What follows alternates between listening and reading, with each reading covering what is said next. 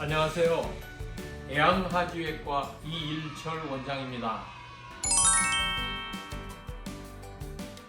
오늘은 하지정맥류의 예방에 대해서 그리고 몇 가지 치료법과 그 치료법에 따른 환자분들이 제일 걱정하는 게 수술 받으면서 통증이 있지 않을까라는 부분인 것 같아요. 그 부분에 대해서 말씀을 드리도록 하겠습니다. 네, 첫 번째 질문입니다. 하지정맥류 예방에 도움되는 음식이나 식재료가 있을까요?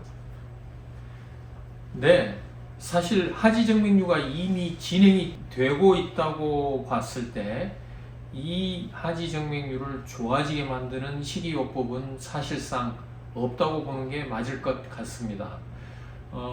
예방을 위한 목적이라면 규칙적인 식사보다 더 좋은 것이 없다고 말씀드릴 수 있습니다.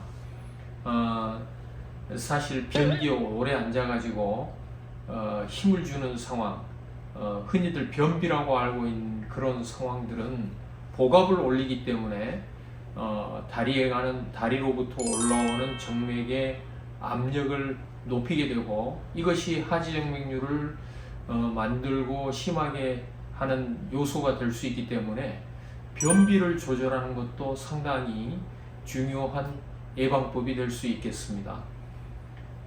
한마디로 정맥류와 관련된 좋은 식이요법은 이거에 좋은 거 저거에 좋은 거 이런 걸 좋은 음식을 찾아다니는 것보다는 규칙적인 식사, 하루 3끼 꼬박꼬박 식사를 규칙적으로 하고 반찬을 골고루 먹는 것, 이것보다 더 좋은 예방 식이요법은 없습니다.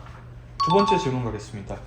의사쌤이 특별히 신경 쓰는 하지정맥 건강과 건강관리법이 있나요? 뭐니 해도 하지정맥류가 생기는 가장 기본적인 기전이 피가 다리의 정맥 속에서 아래쪽으로 쏠리게 되는 상황, 이것이 기본적인 기전이기 때문에 이 피가 쏠리고 정체되는 상황을 만드는 자세가 우리가 정말 조심하고 피해야 될 상황이라고 생각하시면 되겠습니다.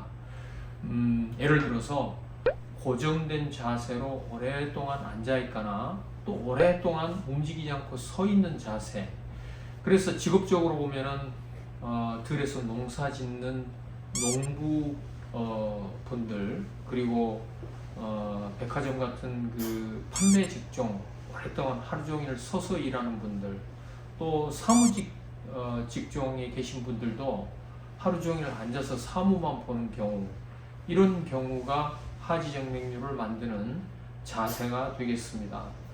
아마 매스컴을 통해서도 보시지요.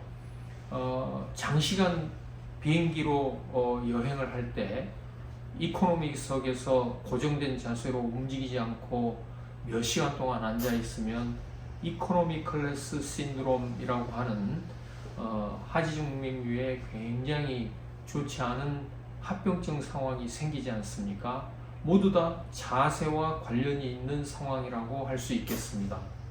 그래서 이런 자세를 피하고 가급적이면 오랫동안 고정된 자세로 앉아있거나 서 있는 대신에 수시로 다리를 움직여주면 하지의 정맥 순환을 좋게 만들고 하지정맥류를 예방하거나 하지정맥류로 인한 합병증을 예방하는 데 좋은 방법이 되겠습니다.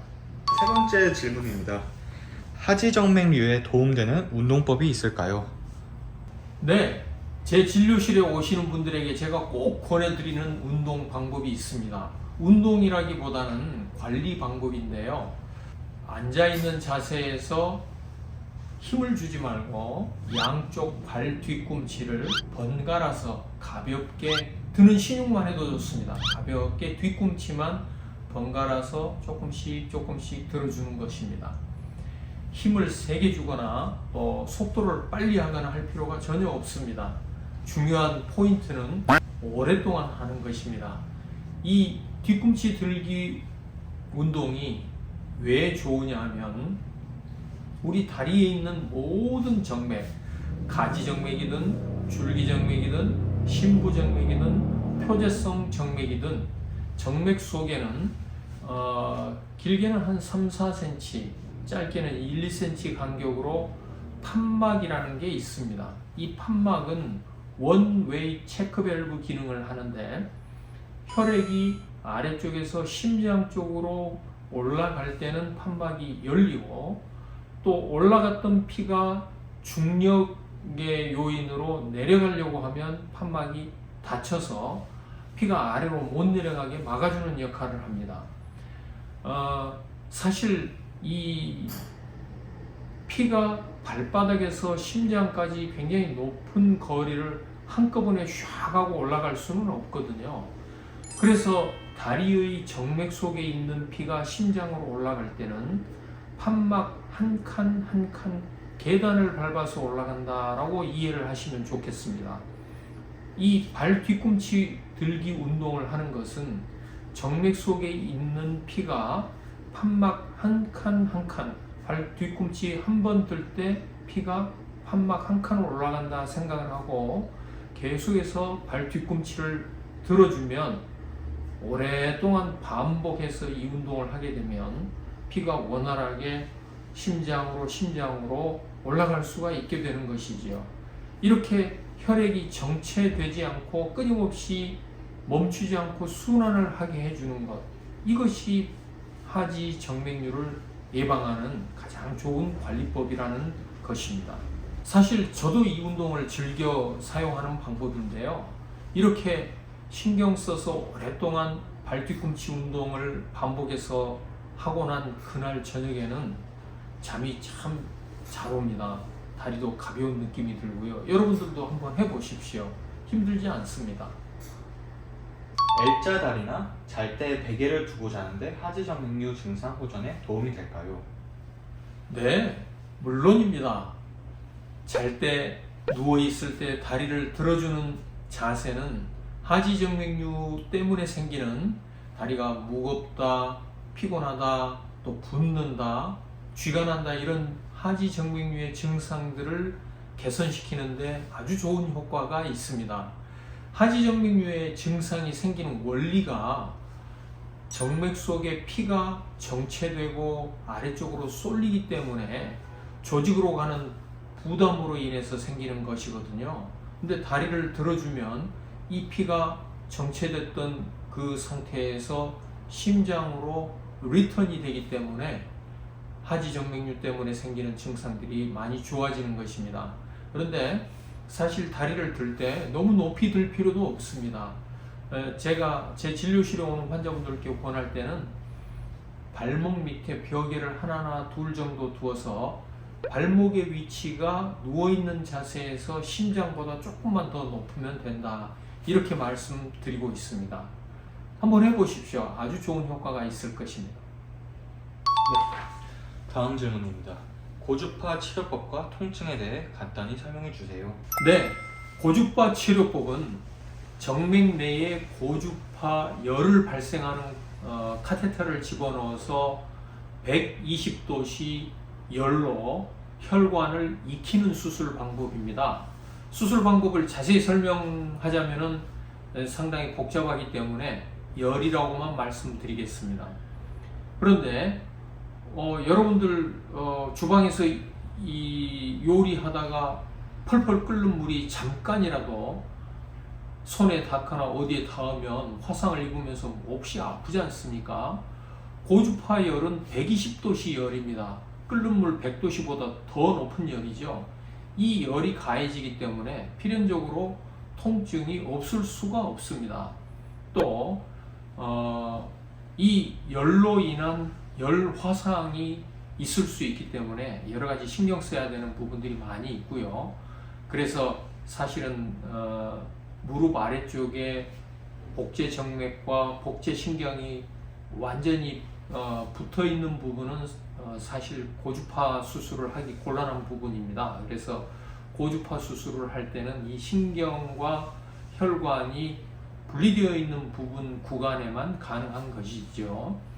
그런데 이 고주파열을 가해서 혈관을 익히는 동안 발생하는 통증이 상당하기 때문에 고주파 수술을 할 때는 필수적으로 마취가 필요합니다. 물론 척추 마취를 할 수도 있고 또 환자분께서 바늘 들어가는 따끔따끔한 통증만 견디실 수 있으면 국소 마취로도 뭐 가능은 합니다. 그러나 통증이 어느 정도 있기 때문에 안전하고 편안하게 수술을 하려면 척추 마취로 수술을 하는 것을 권하고 있고, 실제 저희 병원에서는 고주파 수술을 척추 마취로 시술을 하고 있습니다.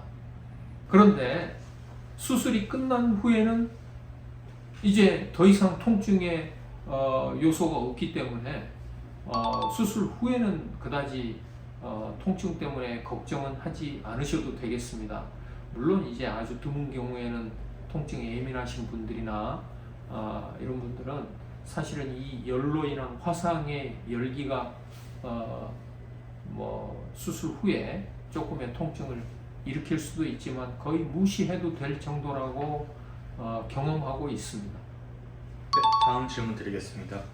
배나실 치료법과 통증에 대해 간단히 설명해 주세요. 네, 배나실 치료법이라는 것은 이 배나실이라는 상품명입니다.